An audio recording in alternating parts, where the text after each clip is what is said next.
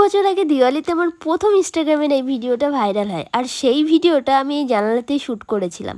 হঠাৎ করেই মনে হলো এই বছর দিওয়ালির আগে ভিডিওটা আরও একবার রিক্রিয়েট করা যাক।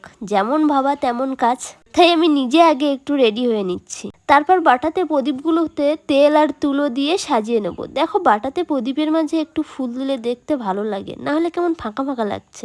কিন্তু ফুল এখন কোথায় পাই, তাই এই আর্টিফিশিয়াল গাঁদা দিয়েই সাজিয়ে নিচ্ছি। দেখতে একেবারে খারাপ লাগছে না, কি বলো? এবার পালা জানালার। শুধু নিজে আর বাটা সাজালেই তো হবে না, জানালাটাকেও তো একটু সাজাতে হবে নাকি? তাই এই গাঁদার চেনগুলো দিয়ে জানালাটাকে একটু সাজিয়ে নিলাম। আপাতত সব রেডি, এবার ভিডিও শ্যুট করার পালা।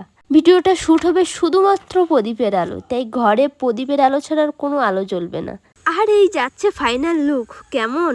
এই ভিডিওটা আজ সন্ধ্যে 7টায় আসবে, দেখে জানিও কেমন লাগলো তোমাদের। যাই হোক, এই ছিল আজকের আমার ছোট্ট মিনি ব্লগ। দেখে জানিও এমন মিনি ব্লগ তোমরা দেখতে চাও কিনা। ভালো থেকো, টাটা।